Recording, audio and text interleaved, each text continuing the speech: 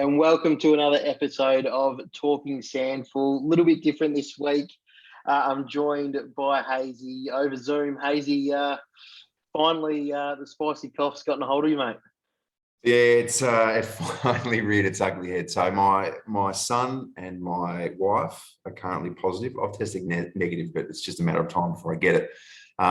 So it was a good run, Nida, but finally it caught up with us. And apologies that we're in this situation, and thank you for letting me come on board. I don't mind changing up a little bit as well, mate. But how has isolation been for you? It's have you had to do it before? Have you been close before, or this is the first time for the family? Mate, this is the first time. So we're a couple of days in, and I feel like I like my family much more than they like me at the minute. But we're going okay. I've got KO. So there's plenty of stuff to watch. NBA playoffs are on at the moment, so I've got no complaints. It could be much, much worse. I'll give you the hot tip. It could. It's there's actually some cracking sport on at the moment, as you said, with the NBA playoffs on. I know Men's, he'll be up later in the show. He's back on the Major League Baseball now that's started as well, Hazy. Hey, we've got to thank our sponsor, I Perform Sports Injury Clinic. Thank you for all they do. As we said, we keep putting it off, Hazy, that we've got some exciting news to announce. We're getting there. We're still working through it, but second half of the year is going to be really awesome for the show. Talking SANFL, Hazy, it's what we do.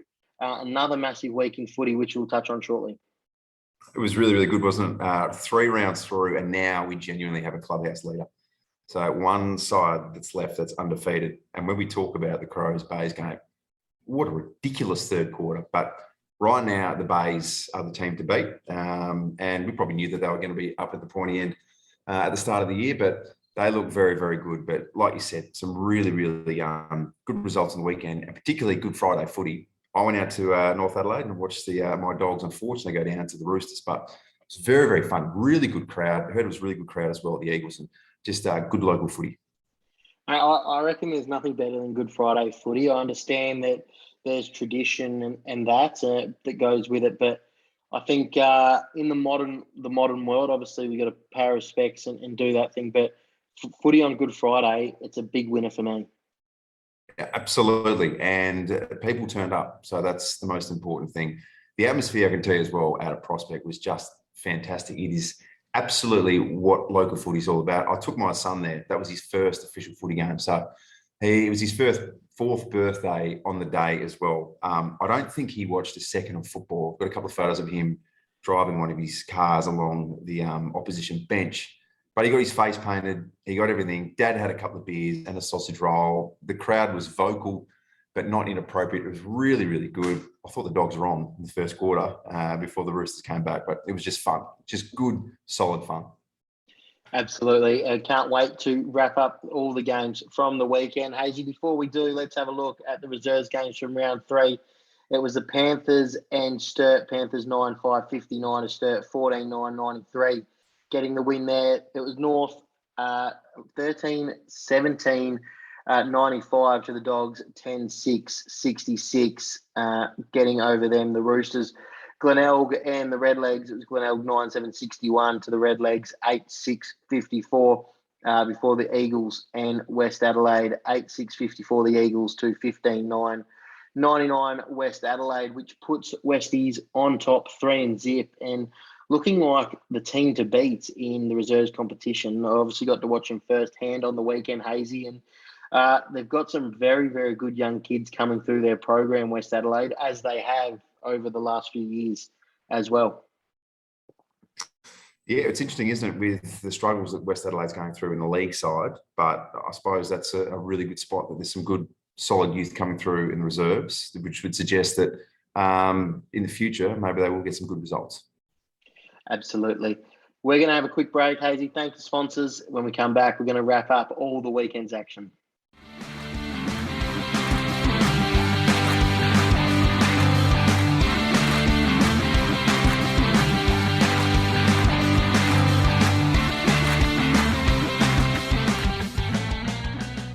Hazy, as we said, Good Friday footy, how good was it? We're going to have a look at the games from the weekend, starting it off with South Adelaide taking on Sturt, 9-13 67, South Adelaide to Sturt, 13-7-85. Spoken about this before, Hazy, in the first couple of weeks. Sturt, the real deal in 2022. Absolutely, they are. We know how Marty Mattner goes about it. They play a really, really nice, aggressive, positive brand of football, and that was on display. I think from this one as well, the top 10 disposal getters across the board, only 3 of them were double blues. So that means the way that they use their skills, absolutely, they play really good football. And the other thing as well is that Bryce Gibbs had 22 disposals and 4 clearances. They found a way to stop him. Bryce Gibbs has had 28 clearances. Something ridiculous over the first couple of weeks. They found a way to nullify his influence, and their usual suspects did really well. Tom Lewis, James Battersby. They are very much the real deal. They look really good on the weekend. And South Adelaide, it's not alarm bells within the thought, but it probably gives you a bit of an indication of exactly where they're at. Yeah, 100%, especially down at Flinders University Stadium as well. We've touched on him in the first couple of weeks. Mitch O'Neill with 38 touches again on the weekend. He's going to be a big one for the Panthers in 2022. He started the season so well. Absolutely. And when Bryce Gibbs and those likes aren't finding much of the ball, then he gets an opportunity. And it's not always the champions that need to step up. It's the other guys who, when they get the chance to do something like that, they can be the difference. And he's one of those blokes. Couldn't agree more. Let's have a look at North Adelaide and the Dogs. You're down at the game, Hazy. 16-14, 110 North to 10-7, 67, the Doggies. But the Doggies got out of the blocks fast. Oh, didn't they? They were on. 5-1 in the first quarter. Thought, here we go. I'm going to tell you, I took my son Henry. I thought, well, this is going to be a good thing because Henry straight away in his first game is going to get on the Dogs and be a supporter for life. But then the cream rose to the top. Aaron Young, 37. Harrison Wigg, 34. Campbell Coombe, the McGarry medals, 27. They've got such a stacked midfield. All those players that were missing from health and safety protocols last week came back in, and North played the way that you would expect them to play against the Bulldogs side, which is clearly still developing. Absolutely. A name that probably people wouldn't recognise before the start of the year, in Bauer. They're probably going to spend some time in the reserves early days, but through injuries and opportunities, got his league chance. And there's a Powerade breakthrough player of the round for round 2. And he's for kicking 5, and he's followed it up with another 5 on the weekend. Yeah, so they've got options. Big Keenan Ramsey, we know that it was just a couple of weeks ago, he kicked the bag of 6. We know what he can do. And when Mitch Harvey, who was just so good in the ruck, when he goes up forward, no one can get near him, around him. He's a very, very big boy. So they've got big options to go with such an elite midfield. Yeah, and I would have thought Harrison Wigg wouldn't be too far off leading the McGarry at this early stage of the season either. We move on now to the Eagles and the Bloods, and it was the Eagles 8-15-63 to West Adelaide 7-8-50. 13-point win to the Eagles, Hazy, but probably should have been a lot more if you were watching the game. It didn't feel like the game was that close. Well, I had a bit of an insider there that said that walked away from the game saying that he reckons Daniel Menzel should have probably kicked around 10, finished with 3 goals, particularly in Caden Brand, who we thought, this is a big opportunity for someone like Dan Menzel to really cash in. And Caden Brand, last second, pulls out, goes into health and safety protocols. I feel like this is probably one of those wins from your boys where you take the points and move on. Yeah, it definitely feels like that. Obviously probably a bit of inaccurate kicking there as well, which never helps, Hazy. And as you mentioned, Men's kicked the first 2 in the first 5 minutes on Park, and they had Keogh then roll back to Dan. And obviously we know Tom Keogh is the star of the competition and is there Mr. Fix-It for West Adelaide, obviously the skipper, and he played on Dan. But, he's had some opportunity, but... I think you definitely early. We thought it could have got out of hand, a big double-digit day. But as well, Riley Knight, 27 touches. I thought Carmichael was really good for West Adelaide with 30 touches as well. But they're a team that when they move the ball well, they look really nice. But there's no doubt they're improving, but still some work to do down there, Hazy, for the Bloods. As we have a look at the game that you've already touched on, Hazy, Glenelg and Adelaide, 15-12, 102 Glenelg to the Crows, 13-9, 87. The Crows is up by much, I think 6 goals, 5 they were up at one stage, Hazy. 60-point turnaround in the third quarter, 10 goals to zip. It's just absolutely ridiculous. So usual suspects, Liam McBean, kick 4. We know that he's probably, I mean, he's won 3 Kent Farmers. He's going to be in the mix with a few others to win another one. Brett Turner, loved his game, 4 goals with 38 disposals. We've spoken about this bloke. This is a guy who was a good player at West Adelaide. Then he goes to a stronger club and becomes an elite player. He's probably locked into 3 votes. Usual suspects, if Luke Partington didn't, with 42 disposals, and Matt Snook in a milestone game with 27. For the Crows, Jackson Hately, 27, and Riley Thilthorpe, how long is he going to stay in the SANFL? We're not really sure. Saying that the AFL side's going really well. He kicked 4 goals, but that is one of the more remarkable third quarters that you will see. Amazing footy, and we might not see that again this year, but we've spoken about it all last year, Hazy, Glenelg, and even in round 1 and 2 this year. Good sides just find a way to win, and they've continued on that form from last year. They do. I'm not sure how Brett handled what his reaction would have been afterwards. He would have been happy to get the win, but we know he set such high standards. I've got no doubt that he's probably a little bit angry that the Bays got themselves in that position to start with. But knowing they can do that, geez, that's scary for opposition. Extremely, and going to be a big game this weekend with the grand final rematch we'll touch on shortly. Having a look at the last game, it was Norwood and Port Adelaide. Norwood 11-9, 75 to Port 8-11-59. And I loved Friday night footy. It was the Channel 7 game of the round as well. There's nothing better than Friday night footy at the Parade, as we've touched on over the last couple of weeks. Good Friday night footy. It doesn't get much better than that. We're talking about the rivalry and all those types of things. Does it still exist? Absolutely does, particularly when you speak to the Norwood supporters. They absolutely love it. This was a massive chance as well to kickstart Norwood's season with a win against the old enemy. I love Cam Tahiti's game, 4 goals. It looks like he's playing that sort of footy that got him drafted in the first place a couple of years ago. He's just a solid threat up forward. He moves so quick off the mark. He's got really nice hands. Nick Rokar, 32 disposals, and then Matty Nunn doing what Matty Nunn does, 27 disposals. For Port Adelaide, Kane Farrell looked really, really good. He's now a couple of games back into his return from a knee reconstruction. So how much longer he stays in the SANFL, I'm not really sure, but he looked really, really poised. He did. Got to watch the last half and was liked a bit of his work off half back there. I thought the other one was Jace Burgoyne, actually put together a really good game. And we've seen it last year. We know he's a star. He's going to be really good for Port in their future. Absolutely will be. So no doubt he's still got plenty more development to do in the SANFL before he gets a crack at the top level. But the other one as well, really nice to see Anthony Wilson kick the first goal of the match against the old side, just giving the fist to the crowd. It was nice Friday night footy feels. No doubt he would have got some words of advice as well, the former Norwood legend, premiership player as well. Hey, Hazy, we've touched on the round. Let's have a look at the ladder. And as you said, at the top, it's Glenelg, 3 and Zip, sitting clear. And then you've got 5 teams locked away at 2 and 1. It's an exciting start, I should say. So once again, it's probably a top 7 where there's 7 sides who could quite comfortably be inside the top 5. So, I mean, we said before, clearly the front runner now is, and if you had to pick a favourite, it is Glenelg. But there's going to be, like last year, probably the year before, there's going to be a nice little tussle, probably for spots 4 and 5. At the moment, it doesn't look like, obviously, the Bulldogs and maybe Port and West Adelaide are going to be a threat. But, I mean, your Eagles sitting just outside the top 5 as well. That wouldn't sit too comfortably with the likes of JHC. He's not used to being there. And the Redlegs kick-started their season. We're not sure what they're capable of.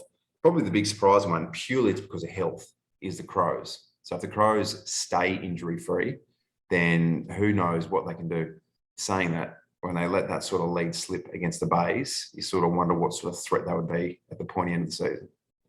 Yeah, I agree. I think, you've got, the premiership side of the last 2 years sitting outside of that 5 at the moment.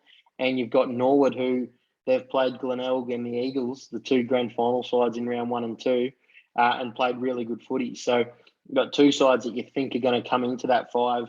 I'm with you on the Crows. Obviously, Rory Sloane, ACL doesn't look good, and that's going to then bring someone up. But as you can see, it might be an opportunity for a Jackson Hately or something like that. But that will hurt the Crows. Yeah, probably, because I think he had 27 on the weekend, 35 the week before. So he's building really, really nicely. And we know that it's always dependent on the AFL side with injuries and things like that. But it is a good start from the Crows. You like seeing the Crows do some good things versus the last couple of years where they've really battled. Yeah, couldn't agree more. No, that's all the action from round 3, Hazy. We love talking SANFL each and every week. We're going to have a break, thank our sponsors. When we come back, we've got Men's Bunker, and I think he's putting us to the test, Hazy. Oh, very good. No doubt he's going to give us some tough questions. He's a hard man to please, man. Very tough indeed. We're going to have a break. When we come back, it's Men's Bunker.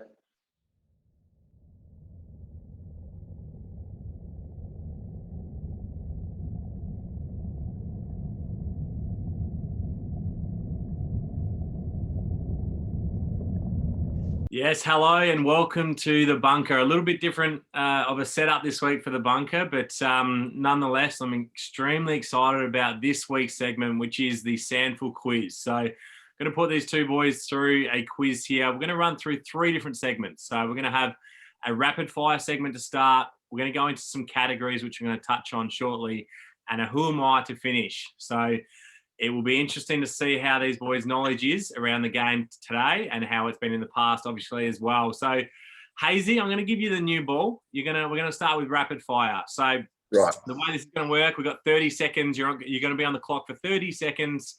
I'm going to fire questions at you. Answer the question if you know it. If you don't know it, you can pass, and we'll move straight on to the next question. We'll see how many we can get in the first 30 seconds. All right, let's really set the standard here. All right, here we go. All right, we'll be on the clock and we will start as of now. Name the McGarry medalist who got SANFL Player Life membership earlier this year. Joel Cross. Yes. What ground is the smallest in the SANFL? Norwood. No, Unley. How many rounds are there in the regular season this year? 19. Yes. What team went out in straight sets in last year's final series? Norwood. Yes. Who was named best on ground in the state game last year?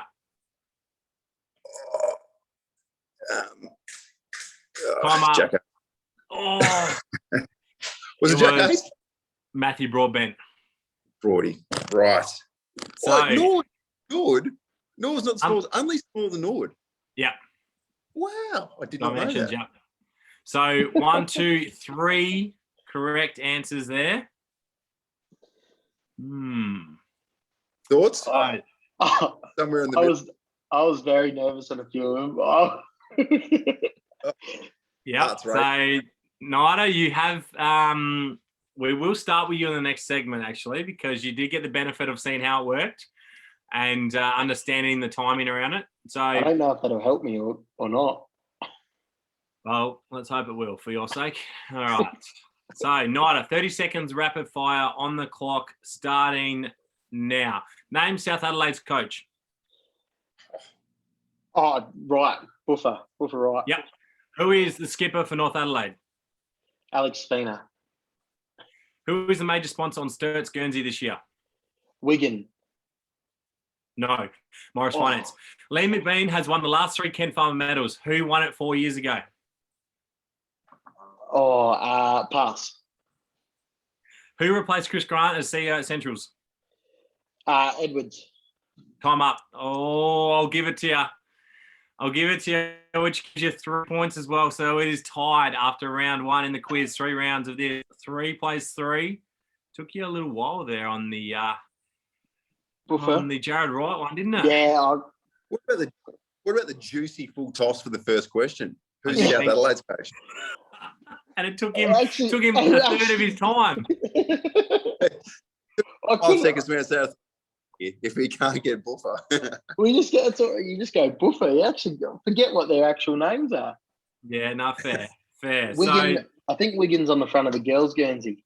Yeah, that's probably what got you. It is Morris Finance, that one. All right, so on to the second part of this quiz, and it is categories. So we're going to put them on the screen right now, and these are the 10 categories which you boys can pick out of. So we have premierships, records, player numbers, venues, Ken Farmer medals, state games, coaches, McGarry medalists, wooden spoons, and Jack Odie medalists. So Nida, we're going to give you first crack. What category are you going to go with? We'll take player numbers, men's. Player numbers for you, Nida. Now, the way this is going to work, there's no time limit on the question. However, if you do not get it correct, Hazy gets a go at guessing this to get a correct answer for himself. So, as we start with player numbers, Nida, question 1. Who currently wears number 3 for North Adelaide? Keenan Ramsey. Correct. 1 from 1. Number 2. What number did Magarey medalist Zane Kirkwood wear at Sturt? 9. The great Jay Cheaty's number. Question 3. In last year's grand final, 2021, what player wore the highest jumper number? Redden, 55. Ooh, okay. 3 from 3, putting some pressure. Hazy's filthy. What number did Russell Ebert wear at Port Adelaide? Come on. 9? Incorrect. Hazy, would you like to go? That would be the great number 7. Correct. 1 point to Hazy. Last question for you in the categories, Nida, is number 5. Who wears number 26 for South Adelaide this season? Ooh, that's a great question. Is it Mitch O'Neill? It is not Mitch O'Neill. Hazy, the floor is yours. Is it Garthwaite? It is not Garthwaite. It is Jai Menzies. So, Nida, you got 3 correct there. You go to 6. Hazy got 1. So he's on 4, but Hazy's about to start his categories. And Hazy, what category would you like to go with? I'll take premierships. Premierships. Okay. 5 questions on premierships. If you get it wrong, Nida, you'll get a crack at it. Let's start with question 1. In the history of the SANFL, which team has won the most premierships in a row?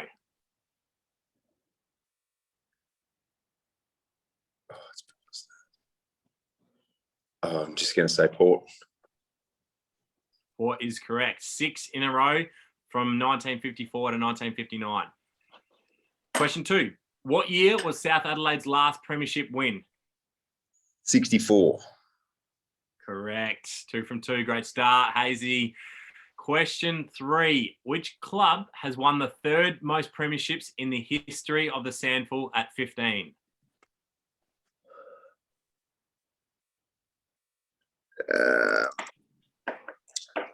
I'm going to say Sturt. Sturt is correct. 3 in a row for Hazy, and he hits the lead at 7-6. Question 4. Which team won their 13th premiership in 1991? Ooh, well, that would have to be North Adelaide. That is correct. Question 5. The Eagles are looking for a 3-peat this season. Which club was the last to achieve this?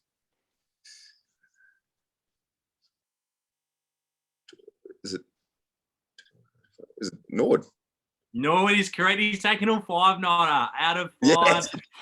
Got that, He goes Nida. to a 9-6 lead going into the last segment, which means, Nida, you're going to have to be early on this one, and it is the who am I question. So the way this is going to work, I'm going to read out for 5 points. I'm going to read out a couple of points. You can jump in with your name if you want to guess. If you guess and you guess wrong, you are out. Nida, for you to win the quiz, you need to get either 5, 4, or 3 to tie it. Yeah, no Are we ready? Okay. Need something special, Nida. Who am I? For 5 points.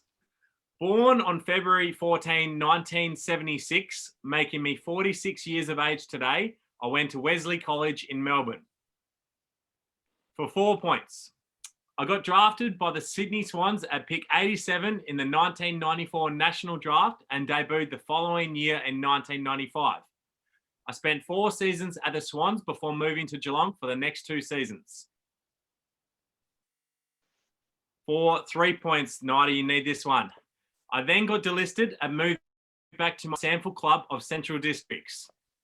There, I became a premiership player, winning 4 premierships in the 5 years I spent at the club. Hazy. Hazy for the win. Is it Hazy? Tyson Hay. It is not Hayes. Oh! It is not correct, which means, Nida, you need to guess this right now to tie the quiz. Any idea? The way you're looking at me makes me think that I should have an idea, but I've got none at the moment. All right, we will keep going. You can get a closer loss if you get one of these next two. For 2 points, I won the 2002 Best and Fairest playing various roles as a midfielder whilst linking up and becoming a damaging offensive player. And for 1 point, Nida, my nickname is Biscuits. My last name is a famous biscuit. Well, Arnott. Who? Arnott. Yeah, what's his first name? Thanks. No idea what his first name is. Simon Arnott is the correct answer. I'll give you that 1 point.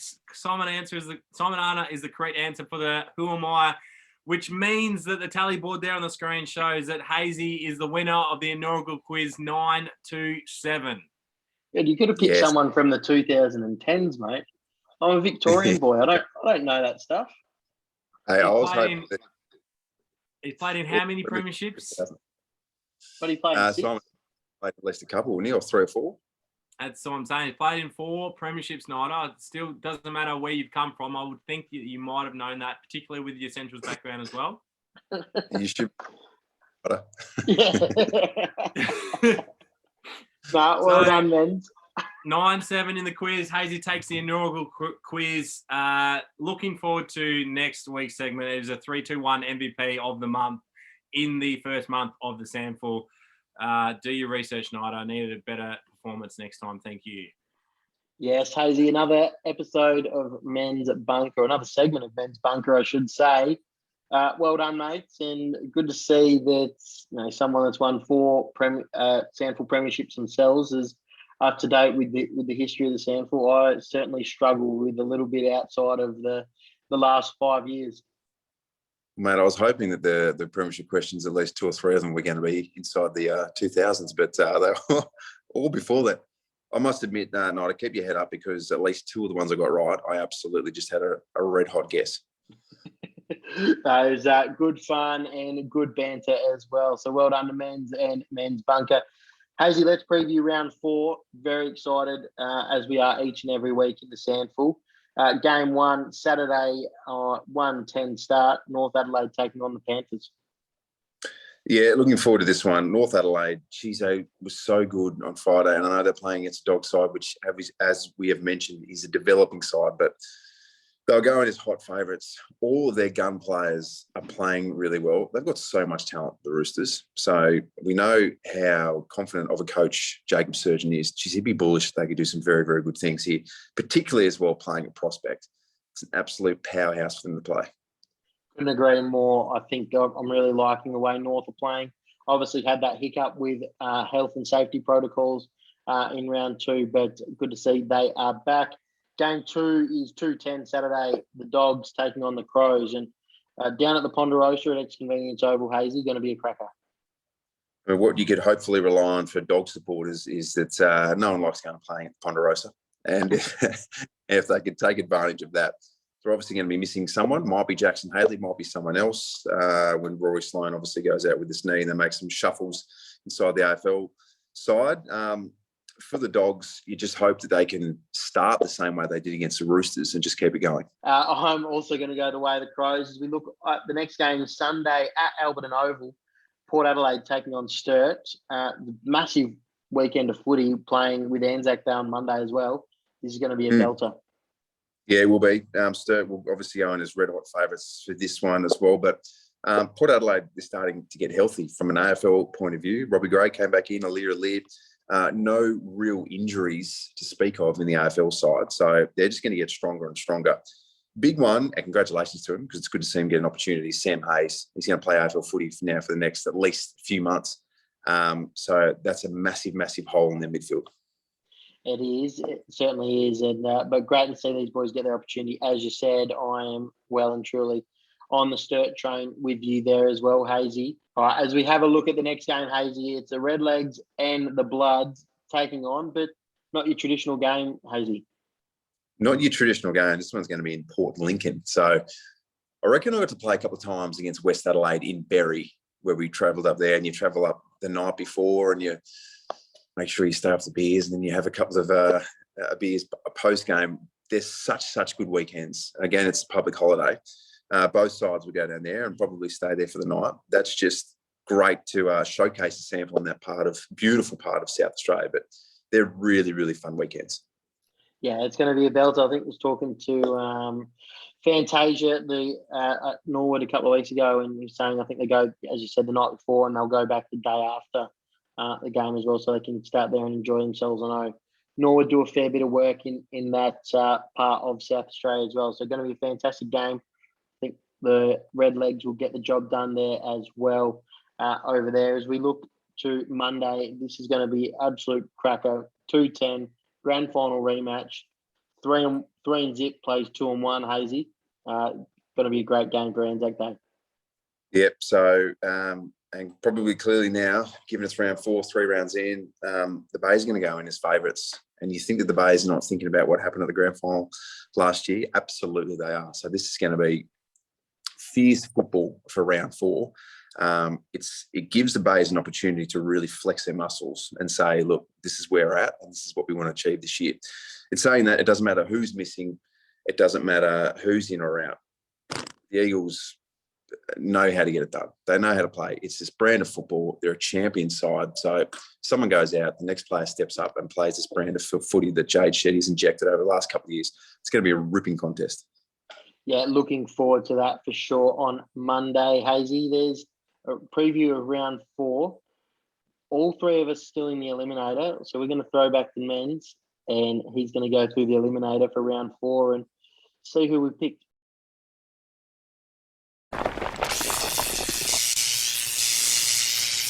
Yes, and welcome back. So it is that time. It is the Eliminator time, and as Nida said, we are still alive, which is great to see. We were close to being out in week 1. However, all good on the weekend. So Nida, you've obviously gone Eagles and Norwood, your 2 teams that you've selected. Can't use them again. Hazy and I have both gone South and Eagles in the first 2 weeks. So what I'm going to do this week, Hazy, is I'm going to throw to you first. I'm going to let you pick first, and then hopefully we won't have the same selection this week. Okay, yeah. Thank you very much. Appreciate that. This is a bit of a risk, I'm going to say. I was going to go the Crows to beat the Dogs, but I hate tipping against Central Districts every week, so I'm not going to do that. So I'm going to say North to beat South. That's risky. North to beat South. That is huge. I like the confidence in the Roosters. That is a very interesting pick. Nida, who have you got? Yeah, well, I was going to go along the similar lines as Hazy and go the Roosters. I think at a Prospect Oval there, they're going to be a force to be reckoned with. But I'm actually going to take the Double Blues against Port this week on Sunday. I think they're playing excellent footy and they'll get the job done against Port. The Double Blues there, Sturt for Nida. And we're going to have 3 different ones this week. I'm going to go with Adelaide to beat the Dogs. We've got Adelaide, North and Sturt this week in the Eliminator. It actually makes it very interesting to see if we're all still alive next week. Hopefully we can get through this week. I like the call, Hazy, of North. It's a really big pick, picking them against South Adelaide, who've obviously started with a couple of wins for this season. So there we have it. There's the Eliminator done for this week. Let's see if we're all still alive next week. I love it. Looking forward to getting into round 4. Hazy, as we say each and every week, we just love SANFL footy, and it's great to see so many fans out and about at the games in the early couple of rounds. And with Saturday, Sunday, Monday footy this week, it should be no exception. Absolutely. And like we say, probably each and every week, another long weekend. So if you get an opportunity, take the kids down there, go down and see some local footy, because to keep it going strong, that's what we need. We need support. Go have a couple of beers, get involved in the sausage sizzle, and go see some cracking local games. Couldn't agree more, boys. Thanks for joining us via Zoom. Hazy, enjoy isolation with the family, mate. It'll be good to get some quality time in. And we look forward to seeing you all next week, hopefully with a little bit more normality in the show. But thanks, everyone, for tuning in. Thanks to our major sponsor, iPerform Sports Injury Clinic. We look forward to seeing you all at the footy across the weekend.